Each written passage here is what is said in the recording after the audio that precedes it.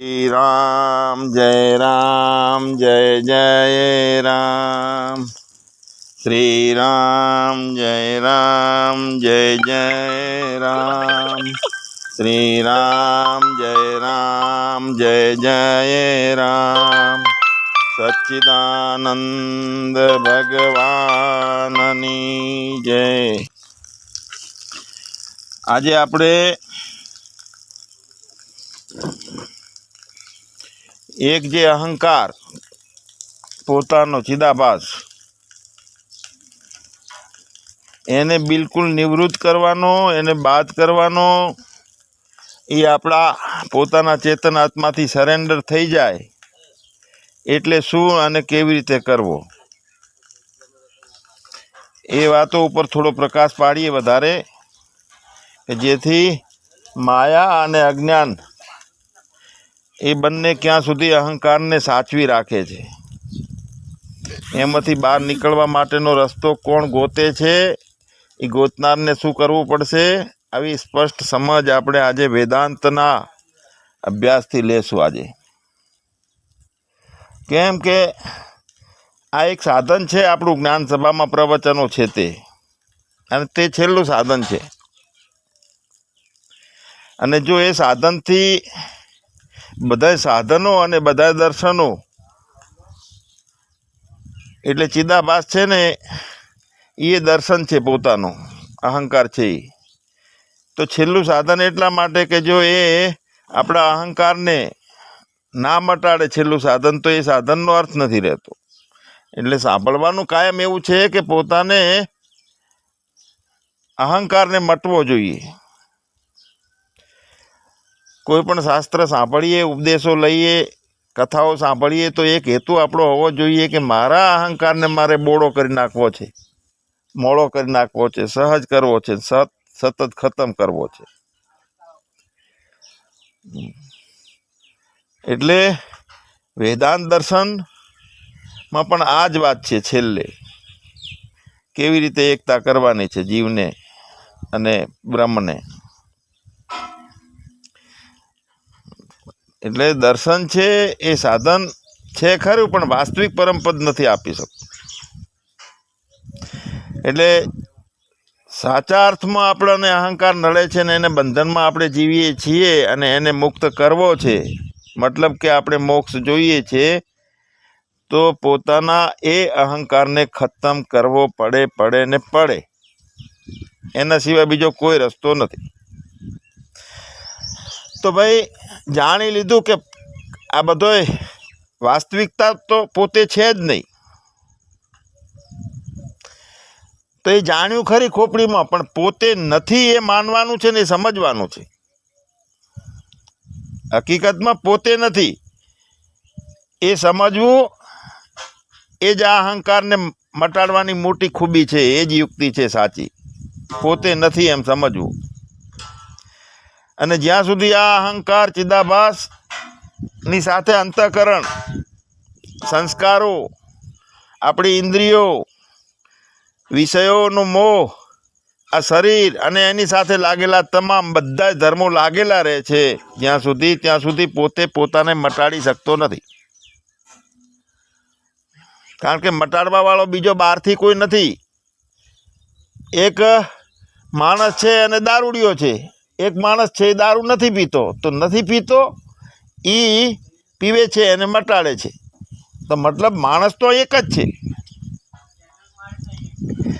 એટલે જ્યાં સુધી શરીરના ધર્મો, ઇન્દ્રિયોના ધર્મો, વિષયોના સંસ્કારો, અંતઃકરણમાં હું ભાવ, આ બધા પરાયા ધર્મો પોતાનામાં લાગેલા રહે છે અહંકારમાં, ત્યાં સુધી અહંકાર ડાયો ડમરો થતો નથી. અને એક ડાયો અહંકાર હોય, ગાંડા અહંકારને મટાડે. મતલબ એ છે કે જ્યાં સુધી પોતે પોતાને મટાડી શકતો નથી. કેમ કે બધું પકડી રાખ્યું છે, જે માન્યતામાં આવ્યું ને અનુભવમાં આવ્યું, બુદ્ધિ દ્વારા, જાગ્રત અવસ્થા દ્વારા. તો પહેલું કામ શું કરવાનું છે ભગવાન, કે જેટલું લાગેલું છે વળગણ બધાય, એ બધાના ધર્મો છોડી દેવાના છે. ગીતાએ કીધું છે બધાય ધર્મો છોડી દો. મતલબ કે જે વળગણ છે જેટલો પ્રપંચ છે સત્ય લાગે છે એનાથી અળગા કરવાનું પોતાને. ફક્ત ને ફક્ત આપણે શબ્દો સાંભળીએ અને પ્રક્રિયાઓ ભણી લઈએ. જેમ કે આપણે સ્થૂળ શરીર અને સૂક્ષ્મ શરીર હું નથી અને મારું નથી, હું એનાથી નોખો એનો સાક્ષી છું. જેમ ઘટને જોવા વાળો ઘટથી નોખો છે, તો એમ માનવાથી એ બધા અળગા થઈ શકતું નથી, આ બધું નોખું પડી શકતું નથી. મેં કુછ નહીં, મેરા કુછ નહીં, મેં કુછ કરતા નહીં, મેં ચેતન આત્મા હું. આ મહામંત્ર છે, પણ એ મહામંત્ર જ્યારે રોમ રોમમાં સત્યતાથી વણાય છે ને એટલે જ્ઞાન થાય છે. સતત આપણે 5 વખત સવારમાં ઉઠતા, જાગતા, રાત્રે ઊંઘતા, બપોરે જ્યારે ટાઈમ મળે ત્યારે 5 વખત આ મંત્રને યાદ કરવો તો શું થશે? એના મય આપણો અધ્યાસ થઈ જશે, ચેતનમય, અને બીજા અધ્યાસો તૂટી જાય. પણ ખાલી માનવાથી બધું નોખું નથી પડતું. તો જ્યારે આ જીવડો જેને ચિદાભાસ કહીએ એ પોતે એકલો રહે, સ્વયં પોતે ડાયો ડમરો થઈને બધું છોડી દઈને, એટલે પોતાને પોતાનો બાદ કરવા માટે એ વખતે સક્ષમ બને. બધી વળગણ છોડેલો અહંકાર રહે ને, અને એ વખતે ડાયો ડમરો થઈને તો કેટલાય રહ્યા છે, સાક્ષીમાં મોટા મોટા સત્સંગો કરે છે, પણ તોય એ છેલ્લી પ્રક્રિયા નથી. એનામાં સામર્થ્ય આવી ગયું, બોધનાત્મક સામર્થ્ય, કે હું હવે મારા ગાડા અહંકારને મટાડી દઉં છું. 2 નહોતો, એક જ હતો અહંકાર. હવે પોતે પોતાનો બાદ કરવા માટે છેલ્લે જ્યારે પરાપારથી નીકળેલી વાણી એટલે કે મહાશબ્દનો, મહાવાક્યનો ઉપયોગ એને થઈ જાય એ વખતે, તો એ ડાયો અહંકાર જ્યારે પોતે પોતાને બાદ કરવા માટે મહાવાક્યનો ઉપયોગ કરી શકે, શક્તિ હોય પોતાનામાં, સામર્થ્ય વધ્યું હોય બોધનાત્મક એટલે, અને જ્યાં સુધી ચિદાભાસ સાથે બીજા અધ્યાસ કરેલા ધર્મો લાગેલા રહે છે, એટલે કે પોતે છે અને પોતે અધ્યસ્ત છે એવા ધર્મો એનામાં લાગેલા રહે છે. હું મારું હોવાપણું, હું છું એ લાગેલો રહે છે એનામાં ધર્મ, એ અધ્યસ્ત ધર્મ છે. અને બાકીના અધ્યાસ્તિક ધર્મો કે જે પોતાનો ફેલાવો કરે છે અને અહંકારને વધારે છે, ઇન્દ્રિયો સાથેનું મિલન, બીજો સાચો લાગ્યો એટલે એના વખાણ, કોઈથી દ્વેષ, જ્ઞાનીઓની સાથે જ બેસવું છે, અજ્ઞાની સાથે બંધ કરવું છે, આ બધું અધ્યાસિક ધર્મો છે. તો એનો ફેલાવો ક્યાં સુધી પોતે કરે છે? પોતે છે ત્યાં સુધી પોતે ફેલાવો કરી શકે. એટલે મૂળમાંથી કરવાનો પોતાને વાઢવાનો છે. બીજા અધ્યાસિક જે ધર્મો છે એ પોતે અહંકારનો ફેલાવો કરે છે, અને એટલે એને એમ કહીએ કે અજ્ઞાન જ અનેક રૂપે ફેલાયેલું છે. એક અજ્ઞાન મૂળ છે, એના કારણે અનેક રૂપે અજ્ઞાન ફેલાયું. હું રૂપે, મારા રૂપે, બીજા રૂપે, ત્રીજા રૂપે, સુખી રૂપે, દુઃખી રૂપે અજ્ઞાન ફેલાયું. હવે જ્યારે એમાંથી જ્યારે પોતે મુક્ત થાય અને ફક્ત સ્વયં એકલો રહે ને એ વખતે જે મહાવાક્યનો બોધ મળે ને તો કામ થાય, છેલ્લું કામ આ.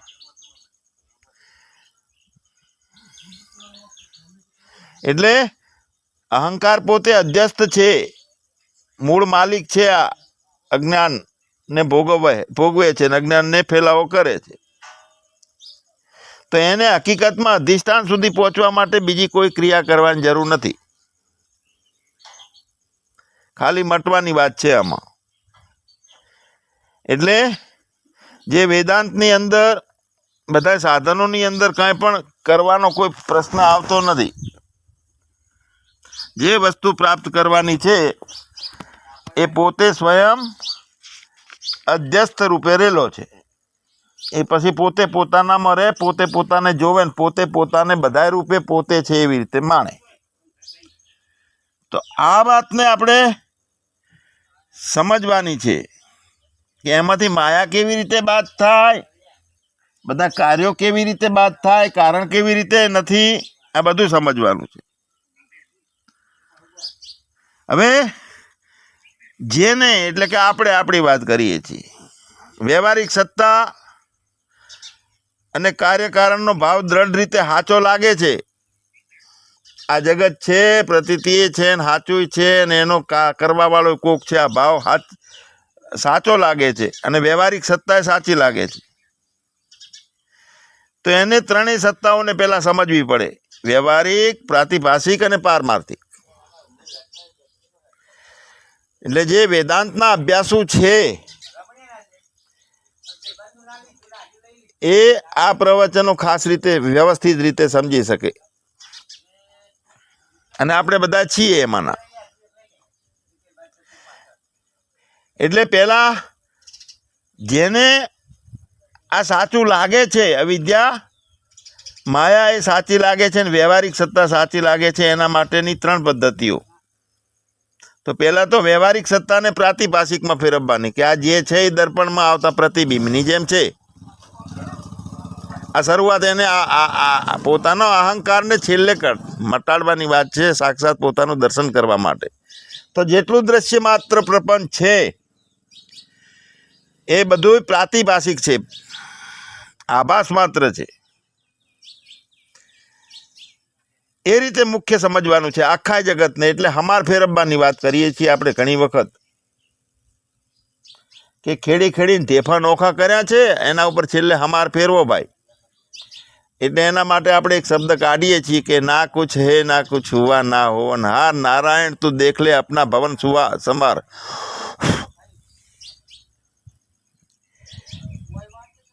એટલે પ્રાતિભાષિક સત્તા માત્ર કેવા માત્ર છે એમ સમજવાની છે છેલ્લે, કારણ કે એને પારમાર્થિક સત્તામાં લઈ જવાની છે, પ્રાતિભાષિકને રાખવાની નથી એને.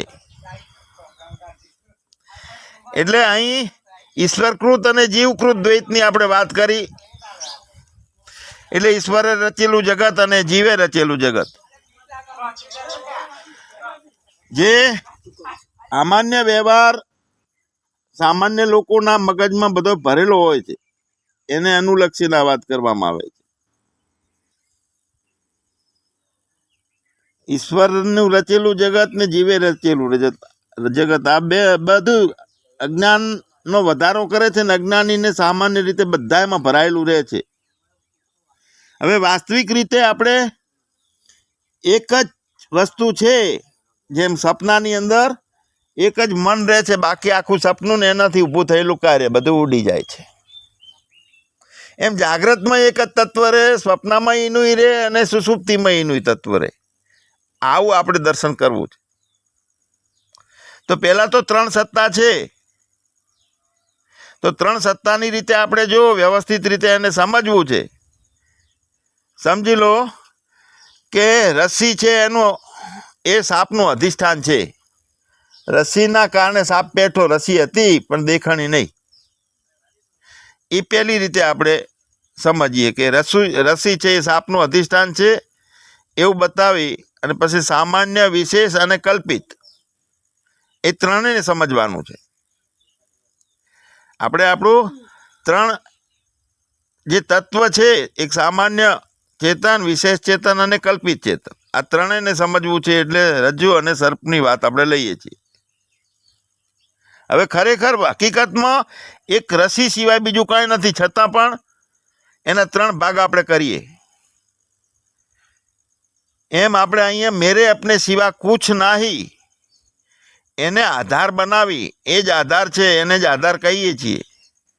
વિશેષ જે ચેતન છે અંતઃકરણ વાળું એ અધિષ્ઠાન છે, અને કલ્પિત વિશેષ ચેતનને અધ્યસ્ત કહેવામાં આવે છે. એટલે આધાર, અધિષ્ઠાન અને અધ્યસ્ત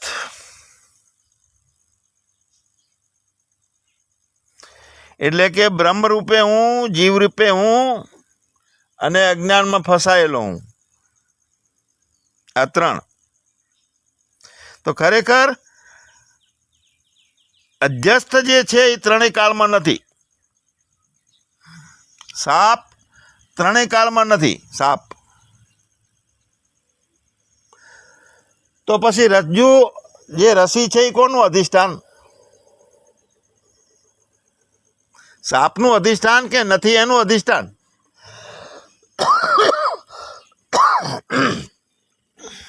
રસીના કારણે સાપ ઊભો થયો કે સાપ નથી એ ઊભું થયું રસીના કારણે?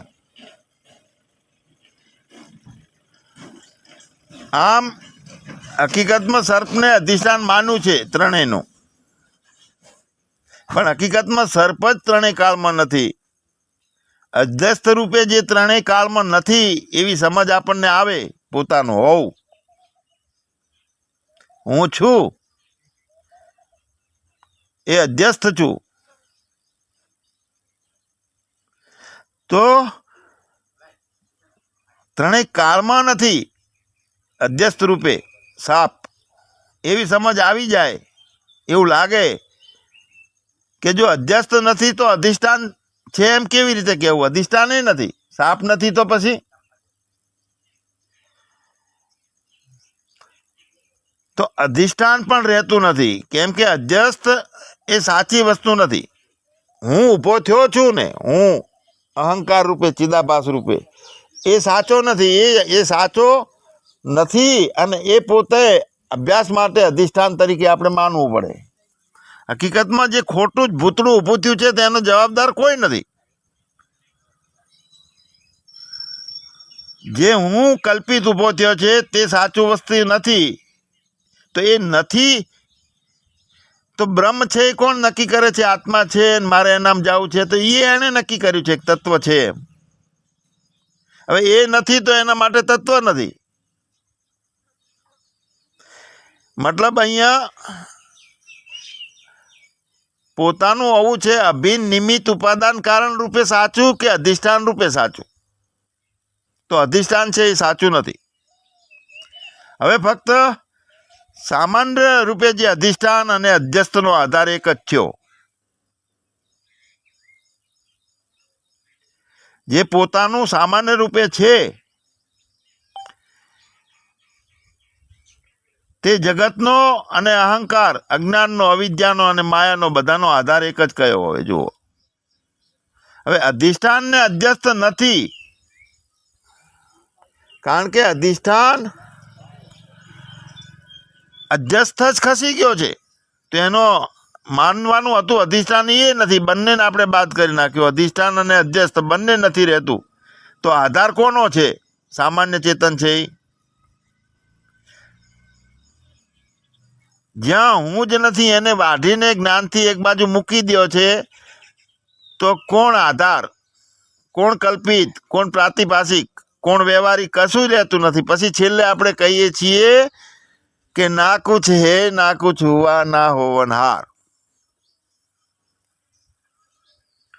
તો કાંઈ નથી તો પછી મેં કુછ નહીં, મેરા કુછ નહીં, એ તો ખાલી આપણે યુક્તિ હતી. એટલે અધિષ્ઠાને નથી ને અધ્યસ્થ નથી તો પછી આધાર કેવી રીતનો હોય? એટલે આધાર પણ કહી શકાય એવું નથી. હવે જે બાકી રહેલું તત્વને શું કહેવાય? બોલો. કાંઈ નથી તો લાવજે. કાંઈ નથી, ના કુછ હે ના હુઆ ના હોવનહાર, તો કાંઈ બાકી રહી ગયું એને શું કહેવાય? તો એનું કાંઈ નામ નથી આપી શકાતું. અને છતાંય એ તત્વ છે, એ પરમ તત્વ છે, એ પારમાર્થિક સત્તા છે, તત્વ છે, આ બધું આપણે કહેવું પડે છે.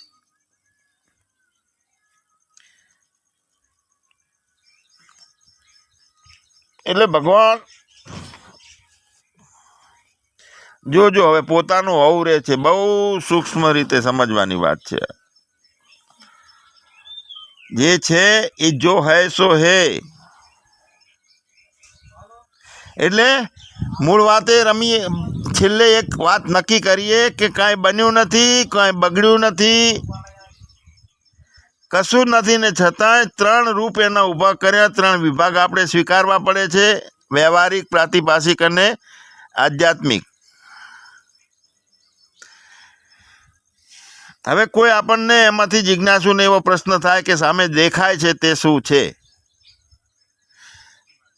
તો પછી એને શું કહેવામાં આવે છે? કાંઈ નથી તો સામે દેખાય છે એને પ્રતીતિ કહેવાની છે? ના, એ ખોટું.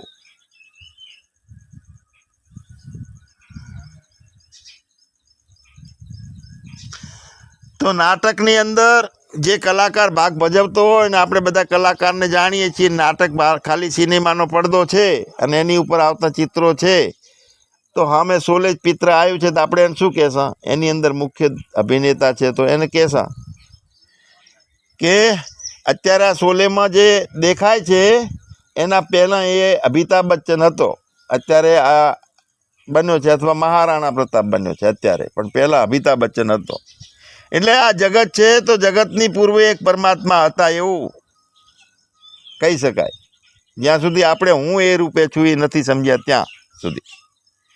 જગતની ઉત્પત્તિની પૂર્વે એક જ પરમાત્મા હતા, એક જ. અને એને એવી ઈચ્છા થઈ કે હું એકમાંથી અનેક થઈ જાઉં. એકો અહમ બહુશ્યામ. હવે એને આપણે એમ પૂછીએ કે એને કેમ એવી ઈચ્છા થઈ, તો એ તો જવાબ જ આપી શકે.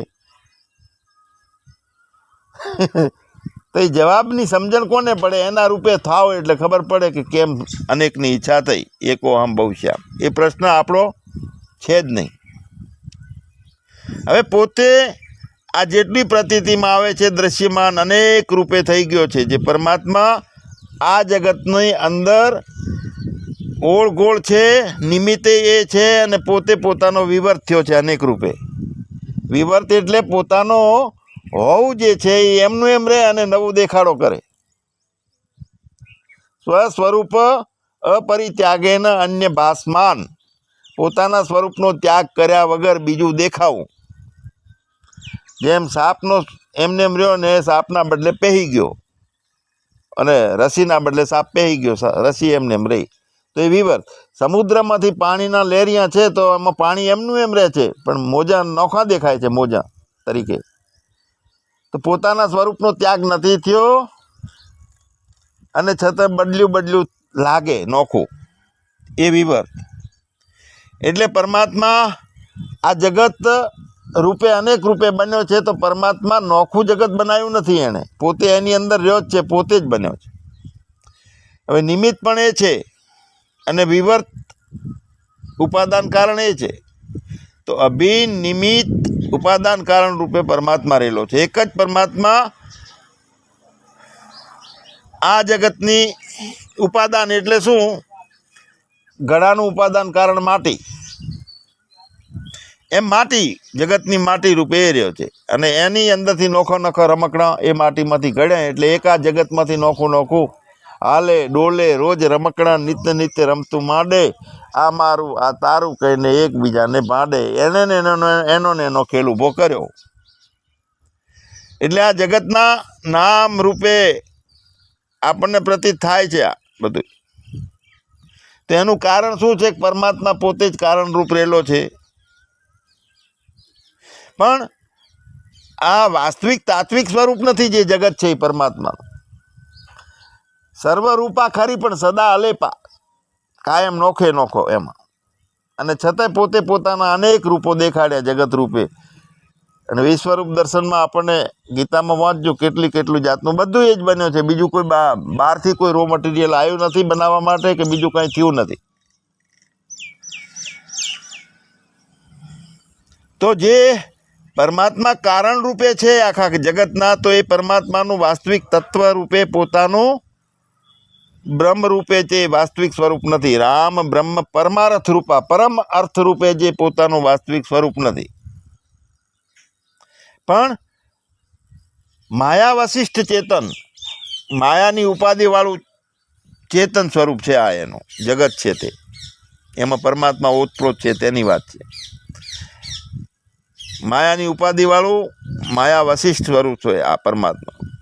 તો આ પરમાત્માનો પ્રકૃતિ સાથે મૂળ જે સંકળાયેલો જે છે આ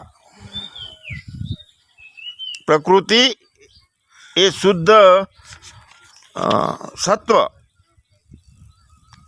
સત્વ જે પોતાનું હતું એ જ શુદ્ધ સત્વ છે, એ જ માયા બન્યું, અને એ જ સત્વરૂપ હતું એ તમ રૂપે એ જ બન્યું છે. એટલે શુદ્ધ સત્વ રૂપે માયા અને તમ રૂપે જે છે માયા, તે એના ઉપાદાનના રૂપમાં ઉપાધિ રૂપે આ પ્રકૃતિનો સ્વીકાર કર્યો છે. ખાલી માયાનો સ્વીકાર ઈશ્વરે કેમ કર્યો છે કે ઉપાધિ રૂપે કર્યો છે. પરમાત્મા શુદ્ધે શુદ્ધ એમાં સત્વ રૂપે રહેલા છે, માયા રૂપે અને તમ રૂપે, આ બધી રૂપે એમાં છે. તો એમાં ઉપાધિ શું છે? એ પરમાત્માની તો માયા, ઈશ્વરની ઉપાધિ. એટલે પરમાત્મા પોતે ઈશ્વર જગતના અભિન્ન નિમિત્ત ઉપાદાન કારણ રૂપે બધામાં એરેલો છે. ખરેખર આ નિમિત્ત અને ઉપાદાન કારણ જે છે એ નિમિત્તે વળી એને શું છે ને ઉપાદાન એ શું છે? એનું કોઈ કારણ જ નથી, પણ માયાને લાગે છે. આ બધું પરમાત્માને કાંઈ લાગતું નથી. એટલે બધા કારણો ગણો, કાર્ય ગણો, ભાવો ગણો, જગતની ઉત્પત્તિ ગણો, પોતે બધે અનેક રૂપે પ્રતીત થાય છે, પણ સદાય અલેપા છે પોતે. કેમ કે માયા પોતે એનામાં પોતાની સ્વયં ચેતન સત્તા એનામાં નથી. ભગવાને કીધું કે આ 3 ગુણવાળી દેવી હિ એશા ગુણમયી મમ્માયા દુરત્યયા. મારી આ 3 ગુણવાળી માયા દુષ્કર છે, પણ મેવ એ પ્રપદ્યંતે માયા મેતામ તરંતી તે. એટલે કે જેઓ મારું શરણું લે છે, હું સદાય અલેપા છું એવી રીતનો જોઈ લે, અને પોતે પોતાનામાં પોતાનો અહંકાર, માયાવાળો ચેતન, આ બધું એમાં બાદ થઈ જાય, તો એ માયાને આપણે તર્યા કહેવાઈએ. તો માયાની સ્વતંત્ર સત્તા નથી. બધાય માયામાં 99 ગુણ છે, પણ એક અવગુણ છે એનો, કે એ ઉપાધિ તરીકે નોખી છે, એ એનો અવગુણ છે માયાનો. તો એક અવગુણ હોવાના કારણે પરમાત્મા જગતના કરતા છે એમ કહેવાય છે, બાકી પરમાત્મા કરતા છે એમ નથી કહેવાતું. કારણ કે માયા આપણને પ્રતીત થાય છે એટલે કરતા ભગવાન છે એમ કહેવું પડે છે.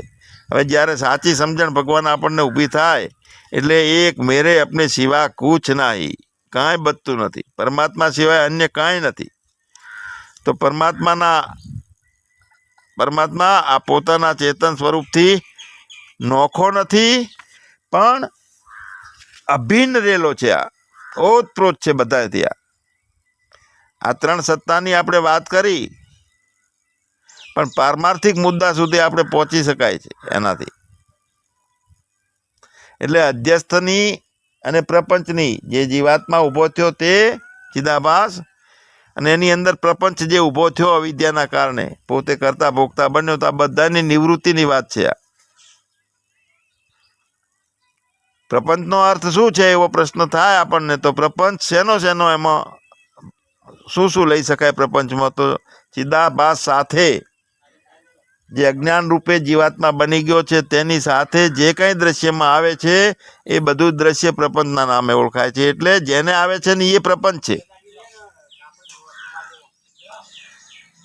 એટલે પ્રપંચની વ્યાખ્યા જે છે એ ચિદાભાસ સહિત શબ્દ આ છે મુખ્ય વાત. જીવાત્મા સાથે છે પ્રપંચ.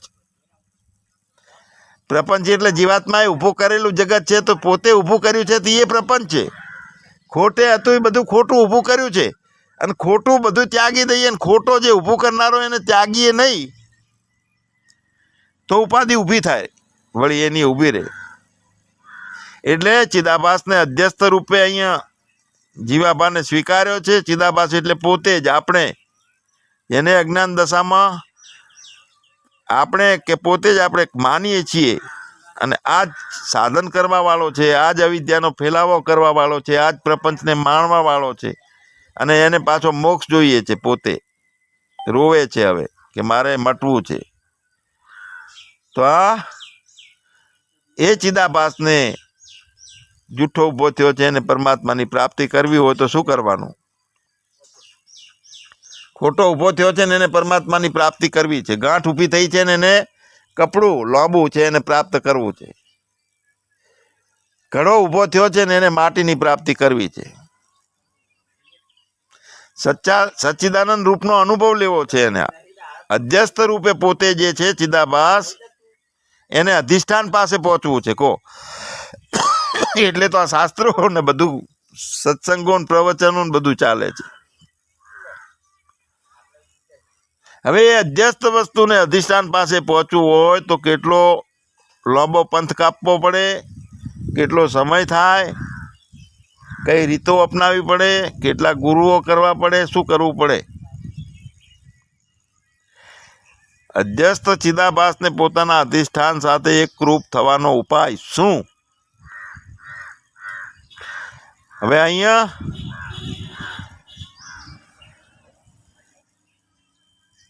સાપને રસીના દર્શન કરવા છે, સાપને અને રસીને બંનેને એક થવું છે. સાપની આવી ઈચ્છા થઈ છે, એકતા કરવી છે સાપને અને રસીને, તો શું કરવાનું કહો?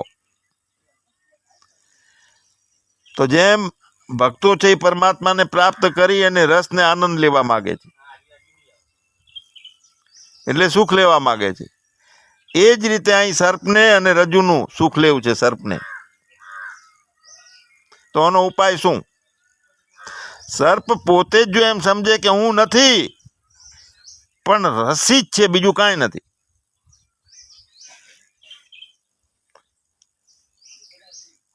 આ હું નથી એનો મતલબ શું થયો કે પોતે અત્યારે જે રૂપે પ્રતીત થઈ રહેલો છે, અત્યારે આપણી વાત છે, જાગ્રતમાં હું રૂપે, દેહ રૂપે, રૂઢિ સાથે, પુરુષ કે સ્ત્રી રૂપે, જાતિ જ્ઞાતિ રૂપે. હું નથીનો મતલબ કે અત્યારે જે રૂપે પ્રતીત થઈ રહ્યો છે પોતે, એ રૂપ એને મટવું પડે, એ રૂપે એને સર્વ રૂપે મટે અને સદા અલેપા છે એ રીતનું પોતે પોતાનો સ્વીકાર કરે. મટવા માટે કોઈ દેશનો, કોઈ કાળનો કે કોઈ બીજી વસ્તુનો સવાલ જ નથી રહેતો. પોતે પોતાનો આપઘાત કરવાનો છે, તો મારા સંબંધીઓનું શું થશે ને ક્યાં એને રહે છે બસ. એટલે સર્વકાળમાં સર્વરૂપે જેમ છે, જેમનું તેમ પોતે જ્યાં છે ત્યાં, અને તે પોતાના અધિષ્ઠાન સ્વરૂપે પોતે જ છે.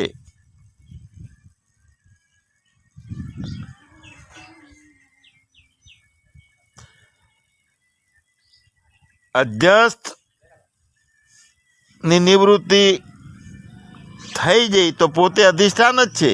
અધ્યસ્થ એટલે જીવભાવ. અવિદ્યાની નિવૃત્તિ થઈ જઈ તો પોતે ચેતન જ છે, બ્રહ્મ જ છે, એનાથી નોખો કોઈ દાડો હતો જ નહીં. માન્યું શું કે હું નથી, સાચી રીતે પોતે સાક્ષાત અનુભવ કર્યો કે હું નથી ખરેખર એમ. તો ભગવાન આપણે આપણા આ અહંકારને અને એની અંદર ઊભો થયેલો જે જીવ ભાવ છે અવિદ્યા સાથે, ચિદાભાસને નિવૃત્ત કરવાનો, એનો બાદ કરવાનો. એનો મતલબ શું છે કે પોતે પોતાને મટી જવાનું, બસ. એનાથી આગળ બીજો કોઈ અભ્યાસ નથી, બીજી કોઈ યુક્તિ નથી. ઊભું થયેલું ભૂતળું છે એ ભ્રાંતિનું ભૂતળું છે. જ્યારે અવિદ્યાની નિવૃત્તિ પોતાનામાંથી થઈ જાય છે તો માયાની ઓટોમેટિક થઈ જાય છે. માયા નોખી છે ને હેરાન કરે છે, પ્રશ્ન રહેતો જ નથી. એક અવિદ્યા છે, ઊભી થઈ છે. હવે એ અવિદ્યાની નિવૃત્તિ થતા જીવ, જગત અને ઈશ્વર ત્રણેયનો બાદ ઓટોમેટિક થઈ જાય, કારણ કે એ જેને પકડ્યું હતું એને પેલા બોચી ઝાલીને પૂરો કર્યો. એટલે બાકી ના કુછ હે ના હુआ ना होवनहार, जो है सो है मेरे अपने सिवा कुछ नहीं. શબ્દો ઉડાડીએ, અનુભવ ઉડાડીએ, પોતે પોતાનો અનુભવ પોતે અનુભવ રૂપમાં છે એને સમજીએ. સચ્ચિદાનંદ ભગવાનની જય.